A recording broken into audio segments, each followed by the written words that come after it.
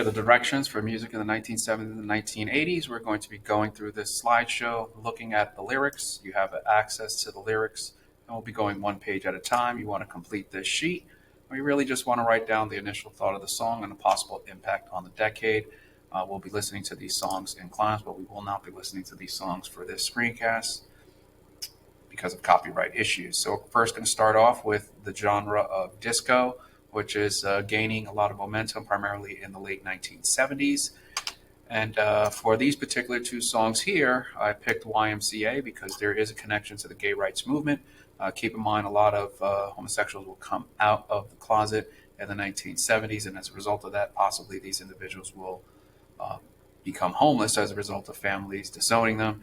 And that will lead to a situation where the cities like the Castro in San Francisco and Greenwich Village in New York are going to be pretty much packed with this homeless population. And this song is really looking at the YMCA being a place where you can go when you're short on your dough and you can stay there. The Young Men Christian Association was definitely a place that allowed, an opportunity for people in the 1970s to stay at a place where it was cheap.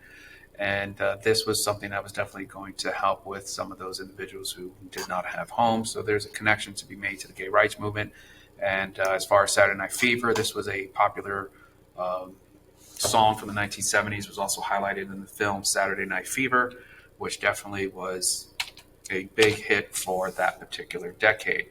When we're looking at the 1970s, keep in mind we have the Vietnam War coming to an end in the mid-1970s, and part of that war comes to an end where Nixon is going to have to resign as a result of some of the bombings and some of the problems with the Vietnam War, which would lead to Gerald Ford coming into office, and then the Democrats would replace the Republicans with the election of Carter, but Carter's administration would be plagued by a series of events like inflation as well as the Iranian hostage crisis. But primarily the economy is what's going to lead to the Reagan administration taking over. In the 1970s, oddly, you come to find that there's a lot of terrorism. In this particular image, we're looking at the terrorist organization Weathered Underground that tried to bomb a Fort Dix military base, and the bomb wound up exploding in New York City as there was preparation. These two Weathered Underground members were killed. And then we transition to some of the songs. Keep in mind, like these songs, we're not going in chronological order. We're kind of just skipping around.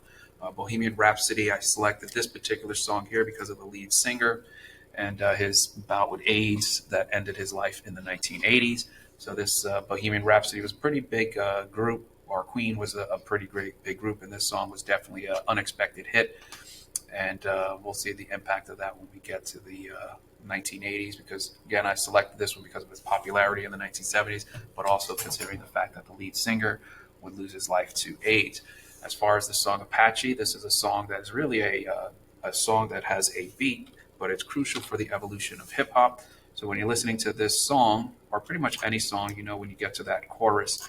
But in this particular case, the chorus, there is no chorus because the song is primarily instrumental. But this portion right here definitely has a drum solo where the beats per minute are going to pick up. DJs in New York City would get two of these particular records, and what they would do is loop this section. So the goal here is to kind of exclude this section, and you would use this turntable. You're basically playing the same record on this turntable and this turntable, and what you would try to do is play this portion of the song on this one, and then when this one comes to an end, you're going to start this record at this portion, and the goal here is to just extend that beat to make sure that those beats per minute are continuing, and this will lead to the evolution of different styles of dancing as well as hip-hop. In the 1976 election, here we see the Electoral College map. Keep in mind the 1970s is dealing with oil shortages with regard to OPEC, concerns over the Arab-Israeli conflict that seem to be ongoing since the end of World War II. This is an image of Black September taking the Israeli Olympic team hostage. And here we see another example of the economic issues plaguing Carter's administration. The image on the right is the Iranian hostage crisis. The image on the left is just showing you an economic graph looking at inflation primarily in the 1970s. Popular shows while terrorism is going on in the United States as well as globally. You might watch the show Brady Bunch. maybe you're listening to the song Blitzkrieg Bop, which really doesn't have too much of a historic connection. You do start to see the genre of punk. So far we addressed, the punk music starting to emerge. We have what's eventually going to become rap music through hip hop, and then we have disco. And La Freak is another disco-based song in the 1978s. Pretty much getting to the end portion for disco. Some popular TV shows that you might watch in this decade. The Happy Days is an interesting one because it's about life in the 50s, but it's definitely popular in the 1970s. And I keep coming back to this issue of terrorism because terrorism seems to be a issue. This is actually an image from Northern Ireland with the organization PIRA. Feel free to look it up. 1970s, the golden age of terrorism. Some of that issue would try to be resolved through the Camp David Accords, trying to create some sort of peace between Egypt and Israel. Here we're kind of going back to 1977. I think Disco Duck is a song that pretty much shows a lot of the, maybe the mainstream disco music just getting a little out of control. Definitely a song that some people do not like. Disco Duck really is a song not saying much about anything. It is actually a song that is sung from the point of view of Daffy Duck. The gay rights movement is starting to gain some steam. Barbara Giddings, Frank Kameny, who were members of the Daughters of Bilitis as well as the Mattachine Society, would protest the Psychiatric Association. So I included the song The Killing of Georgie because The Killing of Georgie by Rod Stewart is looking at the loss of life of homosexuals. And that was pretty important to be able to say, come up with such a song in 1976. It's pretty powerful considering, the change from the 1970s to more present day. Maybe you're watching the show Sanford and Son, which is about this particular family growing up in Watts, or you're listening to some of the classical rock songs like Leonard Skinner's Free Bird, or the song Smoke on the Water. Song Smoke on the Water is really a song, it's not really saying too much other than the band watching, a fire and noticing the smoke that is on the water. But guitarists really like the beginning of the song as far as the guitar solo that's there. And then Leonard Skinner, which also has a pretty lengthy guitar solo towards the end. Maybe you're watching Soul Train. Soul Train was a show that was catering primarily to, different audiences. But Soul Train was one that was looking at primarily African-American music.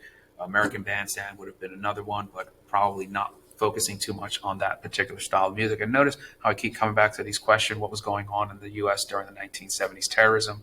While people are watching Soul Train, while you're watching the movie Saturday Night Fever, terrorism is starting to heat up. Here we're going back a little in 1970, the song War.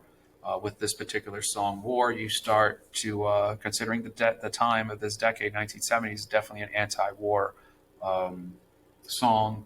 And that's right there at the Vietnam War. I put Bohemian Rhapsody in here once again. If you were to click this link, it would take you to one of the last performances of Freddie Mercury, who was the lead singer of this group. And hopefully that link still works. Here we see an image of Harvey Milk, one of the first elected gay politicians. And here he is, debating against the Briggs Initiative. So I included the text of the Briggs Initiative here. You're starting to see, the development of computer technology that may or may not be saved on the evolution of these disks, going from the floppy disk to the 3.5. Cars, small cars in the 1950s. We were talking primarily about big cars, those big V8 engines, and those big V8 engines that use 8 cylinders. That's going to consume too much gas. These engines right here are smaller, which means they are running on 4 cylinders, sometimes even 3. And you can just kind of do the math. If we're talking about an 8-cylinder engine as opposed to a 4-cylinder engine, this engine right here is going to use 2 times the amount.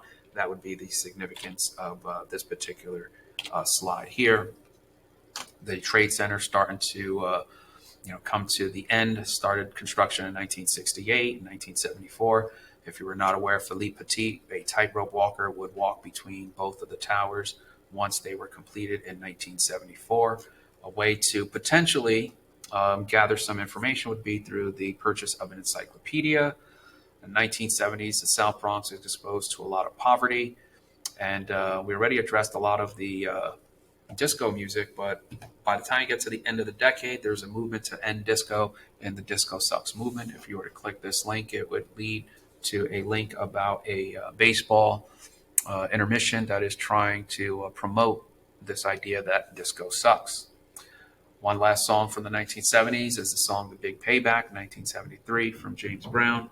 This song was included because James Brown was a crucial figure for black music in the 60s, and it continues that trend into the 1970s.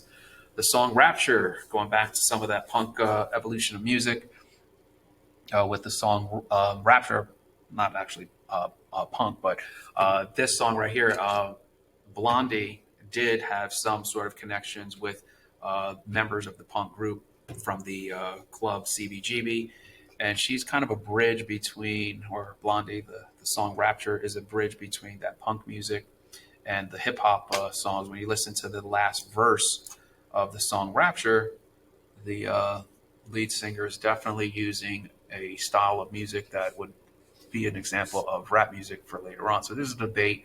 Notice the song Rapper's Delight. Usually this song is considered the first hip hop song, but the song Rapture, there's an argument to be made that that might be one of those songs. There's a debate on that issue. These slides are looking at the Zephyr Team skateboarding big in the 1970s, gaining more popularity in the 1980s. Video Killed the Radio Stars, looking at the evolution of cable TV.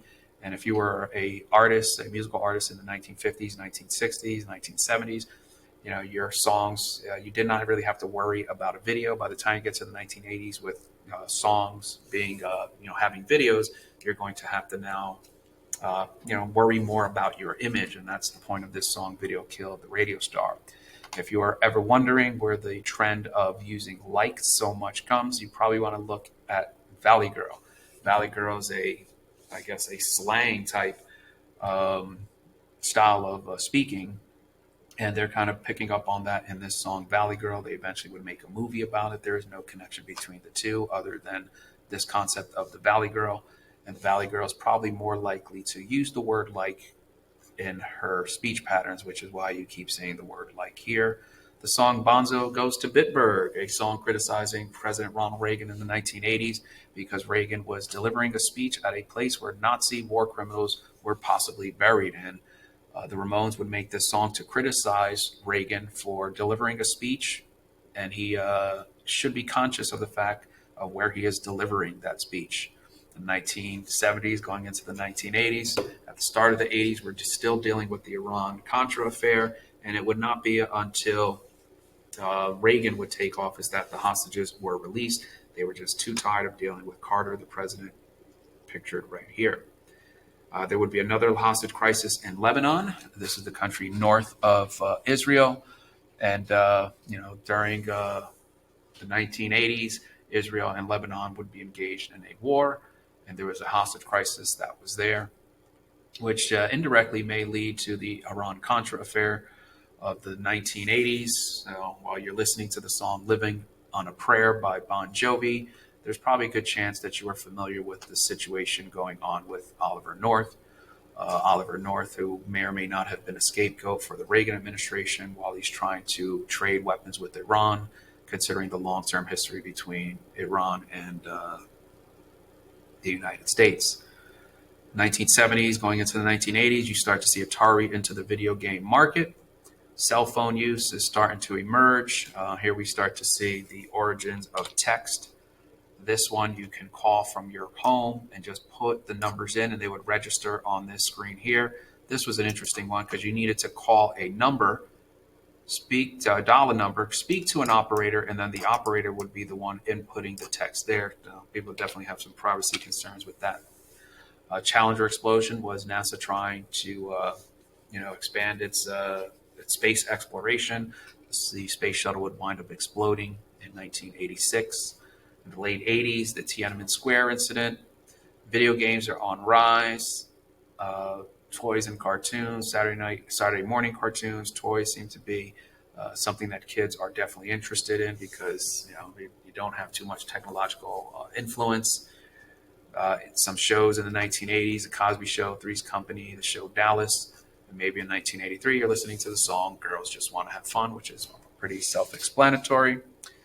Hulk Hogan, who was a very popular wrestler in the 1980s, would write the song uh, I'm a Real American. Here we start seeing some of the Reaganomics, trickle down economics, Reagan trying to solve poverty, Russia dealing with its policy glasnost and perestroika, the late 80s, where Reagan is going to be replaced by Vice President George Bush. In the early 80s, we had the Miracle on Ice, glam rock, and of course, Mr. T would even make a song. Mr. T would later be an action hero, or was an action hero, starred in a series of movies, and he actually made this song, Treat Your Mother Right. Uh, in the 1980, 1985, a group of artists would get together and come up with the song We Are the World to try to solve poverty in Africa. Michael Jackson's Thriller, which would come out on MTV and be a video that was hugely successful for MTV, in comparison to Toddy T, who wrote a song about the police utilizing a Batarang to try to figure out a way to crack down on drug dealers. Why? Because crack cocaine is on the rise in certain areas, and so the Batarang was being used to try to hunt down potential drug dealers, which is what Toddy T is writing about in that song. The conservative, you start to see in the 1970s in response to Roe v. Wade, the left versus right. The religious right attaches itself to the Republican Party, and Madonna would address, the issue of keeping the baby in the song "Papa Don't Preach." In the late '80s, Metallica would write the song "One," which was a song looking at the book. I believe it's Johnny Got His Gun, and with this particular book, they would make a video that used images from the film. Keep in mind, in the 1980s, AIDS is starting to really emerge. And as a result of the 1980s abortion rates going up, and abortion divorce rates going up, I meant that's going to trigger a lot of single family homes, and you start to see that reflected in some of the songs in the 1990s. Keep in mind, I'm including songs by Nirvana, because these would be people raised during the decade of the 1970s, 1980s, and you start to see that reflected in their music, which would take us into the 1990s. For example, we could also look at the song Jeremy, which is a song that is pretty much talking about being on your own and being somewhat of a loner, and Jeremy would wind up speaking in class today. So just trying to expose you to some of the events in the 1970s and 1980s. These right here seem to be more about the 1990s. But for the most part, we want to think about these questions here. How did music change through the decades? What themes are common for all? And what about the images used? And that's it.